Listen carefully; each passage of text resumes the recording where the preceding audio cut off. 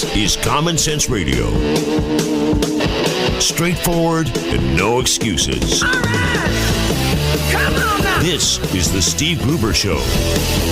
Call me crazy. Oh, yeah. What I said was perfectly right and spot on accurate. Boy's got a mouth like a cannon, always shooting it all. Stop. Yeah,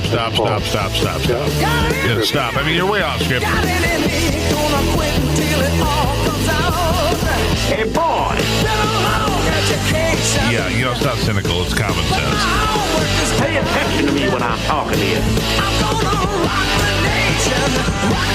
Rock the nation. Genuine, accountable, and raw. Here is Steve Gruber.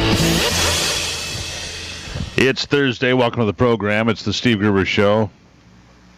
17 stations strong across the state of Michigan. More stations on the way. We appreciate your support. Without you, we wouldn't make it happen. This part of the program brought to you by Mesa. Good health, good business, and great schools. In Lansing, the search for a motive continues today. A story that has garnered national attention. Dennis Rodman survived a tour of duty in Iraq with the United States Marines, killed yesterday while doing charity work. Police say Rodman was run down in a deliberate hit-and-run accident on the city's south side. He was 35 years old. He'd been with the department for more than half a dozen years. He just recently got married and expecting his first child. Apparently sometime around 3:30, 3:40 yesterday, he was collecting money for muscular dystrophy, the Fill the Boot campaign. You've probably seen him out there. He's on the city's south side near Cedar and Jolly when he was run down by a 22-year-old Lansing man. He drove away from the scene and was caught a short time later after a car and foot chase. His name has not been released at this point. And police said there was a verbal exchange between the suspect and Rodman just moments before Rodman was killed. The suspect came by, was upset for some reason or another, circled back around before running him over. The investigation is that he deliberately hit the fireman who was standing on the road collecting charity. Collecting charity. The hell is wrong with people? And this is my hometown, close enough. This is my state. What are we doing here? The suspect was driving a small truck. Lansing Police Captain Darren Southworth said he was caught by other officers. He was pronounced dead at about 6:30. Lansing Mayor Verge Monero, former candidate for governor here in this state, also said, "We join the men and women of Lansing, fire, and all citizens of Lansing in expressing our deepest condolences to his family, friends, and colleagues for this heartbreaking loss." Rodman wasn't alone. He was there among a bunch of his buddies. Fill the Boot is a fundraising campaign for the Muscular Dystrophy Association and the International Association of Firefighters. He's wearing all his, and they stand out there in their reflective vests. Right? You've seen this. I mean, I know you've seen this.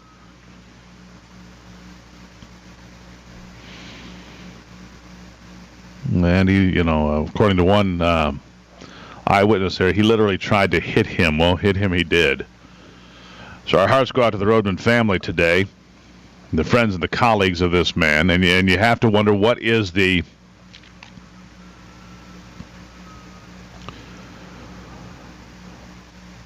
motive here? Here's a man who served in Fallujah, and he gets run down doing charity work on a street in Michigan. And again, you got to ask yourself, what is wrong with people? In a written statement issued late yesterday, the Muscular Dystrophy Association said firefighters participating in the boot drive were wearing helmets and reflective safety vests, and the safety cones and Fill the Boot signage were all in place. This is something that's gone on since the 1970s. And yesterday's incident marks the only fatality in the 61-year history of the program. Nobody's ever been killed doing charity work, filling the boot, for God's sake. Nobody's ever been hit. Flags in the city. Ordered to half-mast. All city facilities today. Meanwhile, city officials working with the International Association of Firefighters to create a fund for Rodman's wife. Lansing Police Chief Michael Yankowski said the suspect being held on murder charges, felony fleeing and looting. Of course, the prosecutor's office will determine exactly what charges he faces beginning today. The investigation is still open. Anyone in the area, anybody who saw anything, contact the police. But here's a guy who is a hero. Run down intentionally, and for what? And you just got to think that with all this animosity toward those in uniform in this country right now, you just have to wonder, did that play a role in the thinking? I guess we'll find out. I mean, that's what occurs to me anyhow. Did that play a role in running down this young man? You have to wonder. Meanwhile, while we're on some Michigan stuff here, Todd Courser did testify yesterday. He said, "I don't recognize myself in the audio recordings. Wasn't misdirection, deflection. It was the steps of a desperate person. I wanted to die. It was a desperate and difficult spot. My brother knew, my mother knew. I was telling my wife that night. That's where I was. Every concrete embankment weren't concrete embankments anymore. They were options," said Courser yesterday.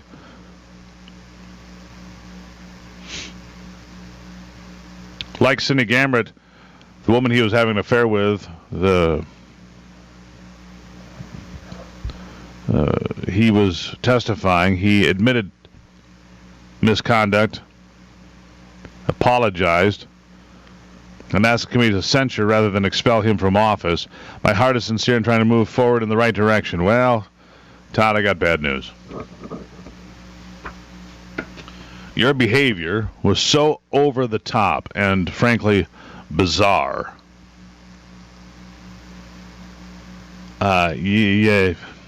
It's going to take a very long time to come back, and I wish you well, Todd. But it's too much. Here's a comment from State Rep Ed McBroom of Vulcan. I appreciate that you're trying to apologize and you tell us you're being honest now.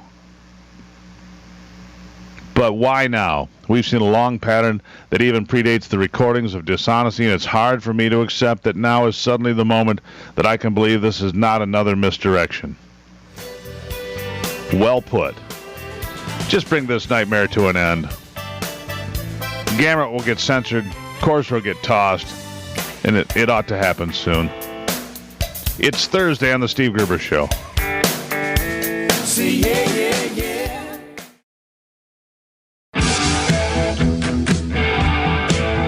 Keeping you in touch with Michigan and the world. Well, I've been having a little trouble, Lord, but I'm keeping it together, yeah. My baby just walked out the door. She said this time forever. It ain't the first time, baby. Baby, it won't be the last. I better get the boys round and do. All righty, welcome back to it. It's Thursday here on the Steve Gruber Show. Glad to have you on board. The phone number is 888-900-9966, 888-900-9966.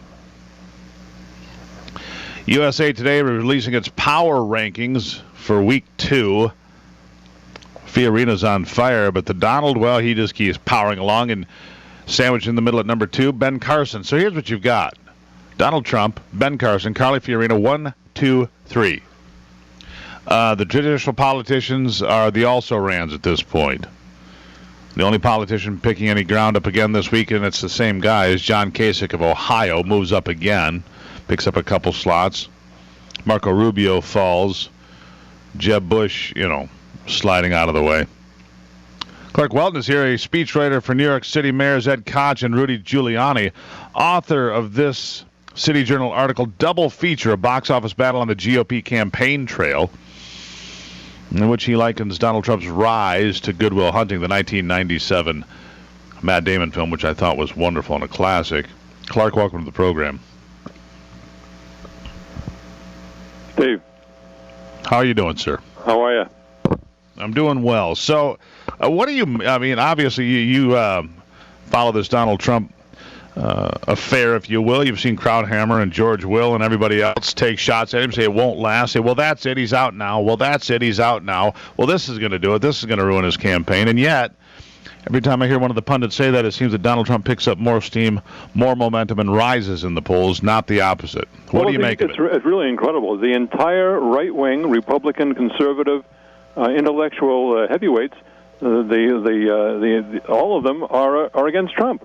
It isn't like there are several who are backing him. Maybe there are one or two, but they're all going after him. All the big Republican conservative magazines and commentators just think he's the pits, and I think they're missing the point entirely. The reason they don't like him is because he's really an amateur, and the reason the voters do like him is because he's an amateur. They're tired of people who have great credentials and just don't deliver. Yeah, he's an amateur politician. Amateur politician, right? That's what I meant. An amateur politician. Right. He doesn't speak like a politician. He doesn't think like a politician. A politician would never say the things that Trump says because they're just too dangerous politically.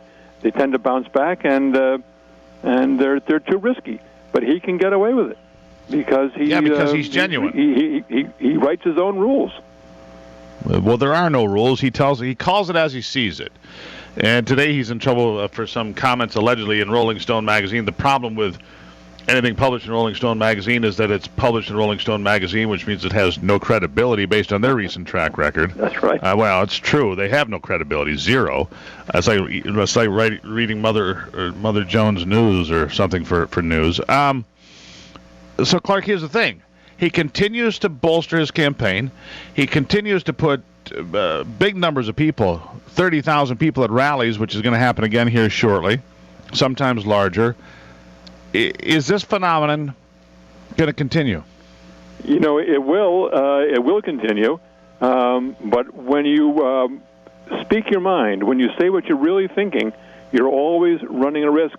It isn't that the voters will necessarily turn on you for saying one particular thing, but even though voters will turn or look the other way, they don't forget. And you can suddenly find yourself reaching a point where they've just had enough. They're just tired, and I saw that happen with a man I worked for, Ed Koch, mayor of New York City for 12 years. He went too far. He made a comment about Jesse Jackson and 1988, and suddenly the voters had enough. And once they turn on you, you cannot get them back. It is a strange phenomena. They will turn, and it's over. The light goes out, the fire goes out, and you cannot relight it. Yeah, let me ask you this. A little off topic here. Are the voters turning on Hillary Clinton, the likely, heretofore has been the likely nominee for the Democratic Party? I've said for a long time, I don't believe she gets the nomination. And now it seems that there is a tide change against her. Is that what you're seeing as well? The tide has changed a little bit for her, but remember, the Democratic mainstream is still on her side. Her big problem is that President Obama is probably quietly working in the background to undo her candidacy. No, not the president. It's Valerie Jarrett that dislikes Hillary. Well, okay, but she's part of the White House administration, and she might be the entire administration. They don't want her in. They are they're leaking news constantly, and they know a lot more than anyone else about what she's done. I wonder if they are concerned that this whole email mess could lead back to them to having some knowledge of the server and so forth. But that's a story for a different day. Clark Whelton, I greatly appreciate it. It can be found in City Journal.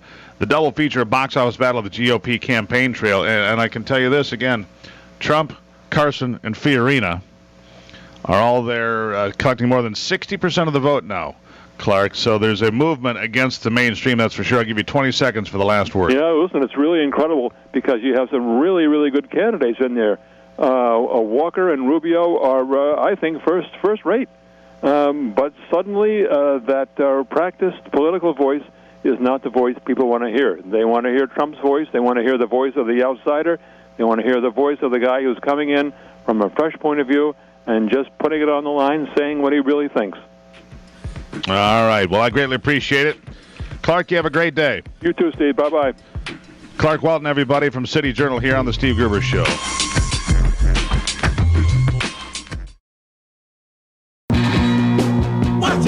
Delivering Michigan common sense with a big dose of truth and honesty. I was born in a crossfire hurricane. And I howled at my All right, it's 33 after the hour. 33 after the hour. You know, journalism is a tough business because it's, competitive and cutthroat, black-hearted sometimes. You know, people have a tendency to step on each other to get to the top. At least I've noticed that along the way when I was working for different networks and different newsrooms and so forth. But I also know that a journalism degree today can be helpful because there are so many different options. You don't have to just stick with traditional radio and television like this program. No. You can find alternative, mediums on the internet, on social media, all sorts of ways to go. And so I thought I'd bring in my good friend Melissa Proffitt for Fun and for Profit. She's here to talk about journalism and what it means today. Melissa, welcome back to the program. Hey, good morning, Steve. How are you feeling? Good. Good. You all fired up? Hey, so where did you, I don't know if I've ever asked you this. Did you study journalism proper, or is it something you figured out along the way and just jumped degrees? My degree was communication studies because I felt like I wanted to be broad enough that I could go into anything, which was kind of the smart way to do it in my mind, and as I still see it today, because I didn't just stick with, reporting the news. I've done a multitude of things. I've done marketing. I've done public relations, media relations. You name it. I've tried it over the last few years just to see what was out there. I think that when you go straight for a journalism degree, that you kind of lock yourself into that. And I've seen a lot of students, a lot of college graduates come out with a journalism degree and not make it. Well, sure, and my degree is actually marketing business degrees, and somewhere along the line I was lured into the darkness that we call media.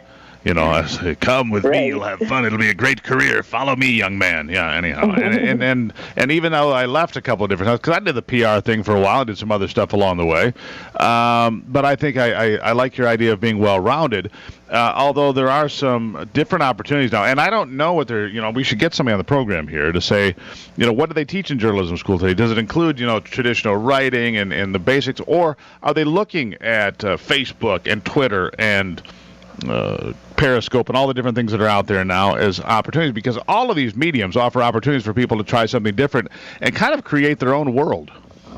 Yeah, I think so. I think one of the other things that our college professors need to look at, too, is that they are really condensing newsrooms. I mean, they're cutting back on everything, and I don't know if you've seen this or not, but a lot of even really big markets are doing the one-man band thing. Remember those days? Oh, yeah. You thought you only had to do that in the beginning of your career. Well, now you're doing that, well throughout your career. So you need to really understand how to work a camera, the insides and outs of it, how to make those beat calls and get your story, because now you're your own assignment editor, how to edit. I think that they really need to push, editing and doing it in a quick manner. So, you have to know everything. And I'm hoping that they're teaching that these days, because if they're not, someone's going to get out there and try to go for one of these one-man band jobs, and they're going to be short. Well, I know that people like Apple, I mean, they have iMovie and so forth, so basic editing. I think the kids today, Melissa, know more about editing and sound construction than we did. We're on the line with Melissa Proffitt, by the way, a veteran news reporter, friend of mine for many, many years. And so they're learning that sort of thing. And I go back to the one-man band thing. I know that in one of the newsrooms I was in most recently, which takes me back still 12 or 14 years, is in Columbus, Ohio, at the NBC affiliate there. That's a top 25 market. And, yeah, they're shooting their own stand-ups. They're doing all their own stuff. Here's a camera, kid. Go write a story, shoot a story, edit a story, and bring it back and make sure it's a minute 30 and make sure it's on time and it's good. Right. I mean, there's your assignment for the day. And people, and you have deadlines. You see, a lot of businesses have time suggestions. In news, on radio and TV, you have deadlines because the show starts at 6. Whether you're there or not, the show still starts at 6. Right. And it'll be interesting to see what happens down the road. Like you said, we've got, of course, the Internet now, and people are blogging and doing so many different things, and a lot of it's freelance work that, what are we going to have to offer 10 years from now? I mean, who knows what kind of venue we'll be looking at. Well, you make the point that, it's not the way it was. I grew up here in the Lansing area. We had 3 TV stations that I could get. CBS, NBC, and PBS, and you had to watch PBS if you irritated your mother enough. But now, well, that's the truth. And now you have, it depends on what package you buy. You can have 500 TV stations. So that's why the change in traditional news again. I mean, the glory days of local news and anchors making $1 million, for the most part, those are gone unless you're in New York or Los Angeles. But small markets are smaller, like Lansing or Grand Rapids or Kalamazoo. It's not the same way it was, 20 years ago, or even when you and I were still doing it. It's changed dramatically. There's not as much money available because all of these local stations have to compete again with 100 stations or 200 stations, which cuts the pie a lot smaller, right? Yeah, I agree. And to be just point blank about it, I think that it really cuts into the actual journalistic abilities that these guys have these days. I mean, if you don't have the money to, fund someone to do research on a story that takes 3 days because they need to get it pumped out in one day, you don't get the whole story. And I think that that's something that the kids are lacking in the college atmosphere too, is that they don't understand that when there's a time crunch like that, they're not going to be able to do an in-depth research on the story that they want to do. And how do you present that story when you don't have all the facts? It's you kind of scratch your head over that one. I think what you lose, what you lose in a lot of these newsrooms, unfortunately, is institutional knowledge. And I'll go back to somebody that there's a gentleman by the name of Art Wainwright that was at the station in Lansing that you and I were at and he was there for a very long time. Right. And so if something happened, an event would occur, there'd be a shooting or an accident or a fire, and he said, well, 10 years ago this happened, or 20 years ago this. That institutional knowledge doesn't exist anymore because all these young people are transitioning through newsrooms. They're not there to stay. And I saw that sort of thing has been going away for a very long time. At any rate, I guess the bottom line is go educate yourself, be well-rounded, and create a lot of opportunities. And good luck. and good luck. Melissa Proffitt, always a pleasure, my friend. Thanks, you too. Bye. There you have it. Melissa Proffitt, everybody, for Fun and Profit right here on the Steve Gruber Show on a Thursday, veteran news reporter. Will a journalism degree help your job prospects? Maybe, maybe not. I don't mind what she had to say, which is get as well-rounded as possible. The fact of the matter is, if you're hardworking and driven, there are other degrees that might get you there. Maybe you want to be one of these people that is an attorney for a period of time and becomes a legal expert, or has a medical background, becomes a medical expert. Those are always places on the radio and television and in print, whether on electronic media or in magazines. It always has big demand. So I guess the more you know, the better off you are, and that's just the way that is.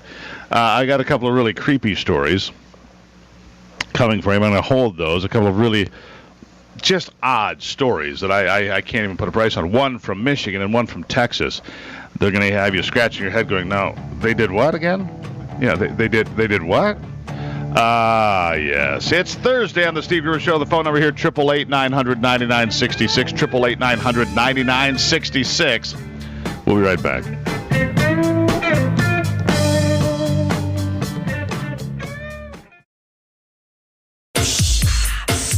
The Steve Gruber Show. American values with Midwestern common sense. All right, it's Thursday. It's the Steve Gruber Show. If you'd like to join the conversation, 888-900-9966, 888-900-9966 is the number. Art Kane is with Watchdog.org, and he joins us because it seems that members of Congress just don't seem to get the fact that the Export-Import Bank is an idea whose time has come and gone. The idea that it saves American jobs, I don't know. I see a lot of money going out the door. Art Kane, welcome to the program. Thanks for having me. So, all right. So, for those that don't understand, the Ex-Im Bank, as is often put in headlines and so forth, the Export-Import Bank, real quickly in a thumbnail, what is it? Basically, it's a government agency that's funded by taxpayers that guarantees loans for companies that want to ship products overseas. Say a company, a business in Africa somewhere or India wants airplanes from Boeing, and they can't get credit, so a bank will give them a loan, but the taxpayers will back that loan to make it safe for the bank to give that loan, and then the company like Boeing can export the airplanes to that country, and hopefully they're built in the United States, and hopefully they create jobs here. And what happens when those countries from Africa or Asia or South America or wherever default on their loans? Does Boeing have to give the money back?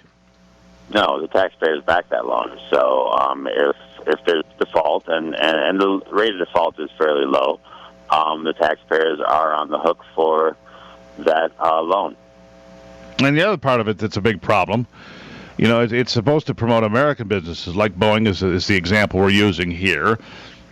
But my understanding is that the Export-Import Bank is often supplying money and opportunity to all sorts of businesses all over the world that have nothing to do with America, except that the American taxpayer are backing loans to, shaky, lending money on shaky circumstances so they can buy stuff from other people.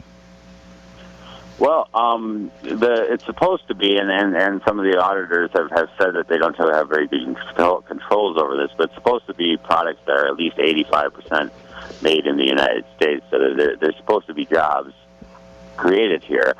The problem is that the Ex-Im Bank does very little, and their Inspector General has said this, there's very little tracking of whether it creates jobs or not, and a lot of these companies that take advantage of it, we found, are also sending jobs overseas at the same time that they're taking advantage of these taxpayer loans or taxpayer-backed loans.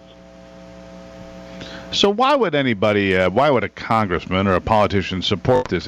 Obviously, it is not something that's working very well overall. There's a lot of waste, a lot of inefficiency. Now, I understand that it's good for some American businesses, but overall, just doesn't seem like a good idea. Well, I think there's a split, which is kind of interesting, political split between the establishment Republicans who want to continue the bank and the kind of more Tea Party or conservative Republicans who have blocked its reauthorization now. And right now, the bank can't issue any more loans; it can only service the loans it's already backed.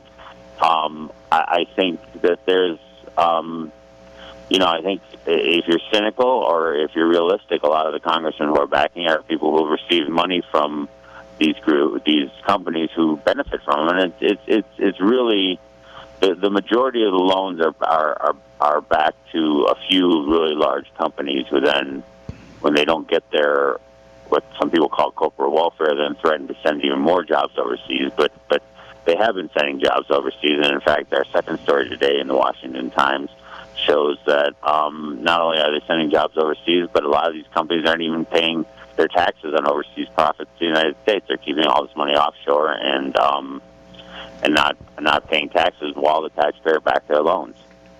Do you consider it corporate welfare? Yeah, of course. If the taxpayers are funding something, and there's also controversy about how much it costs the taxpayers and whether the bank makes a profit or not, but if the taxpayers are funding something for a corporation, it's a benefit or entitlement for that corporation, and especially in the case of GE, where they get so upset that the bank wasn't reauthorize it, they're like, well, if they don't reauthorize it and give us this benefit or entitlement, we're going to send even more jobs overseas. And so, I think it's probably an accurate assessment to say that this is corporate welfare and something that is questionable if it's whether it's really necessary. Yeah, well, it makes you wonder. Art Kane here with Watchdog.org. It would seem to me that Boeing or General Electric or the others should, find a different way, because it seems to me that the taxpayer of America is on the hook for, too many things that we don't even know about, and the list is endless, and the members of Congress, Republicans and Democrats, want to send us all of this. They keep piling on the backs of the American taxpayer. Well, our backs are only so strong. I mean, we can only carry so much. Am I wrong? Yeah, well, I think you have to look at what our debts and deficits are and say, is this a necessary function of government? I mean, you can No. You could do a million different things, but do you need to do a million different things? I think the strongest argument for the companies is that other countries do this kind of export-import backing for their products, and they may be at a disadvantage, but it's in a free market. You have to build a better product and be able to fund it yourself and fight for yourself. And whether the taxpayer should be on the hook, and the CBO says it could be up to $2 billion in the next decade that they are on the hook for XM Bank. It's a real question of whether it's an effective program. I would agree with that point. A real question about whether it's effective at all. Art, I greatly appreciate your time. Art Kane from Watchdog.org. Thank you. Thank you. We'll keep an eye on that going forward. This XM Bank, it's just another way to line the pockets of people that are not you, it seems to me. And if I'm wrong, then somebody should call me and explain it to me in a better fashion. But I don't see the need for this. I don't see it. It's something that's past its prime. It's just not necessary anymore. It's Thursday on the Steve Gruber Show. We're going to take a break. We'll be right back.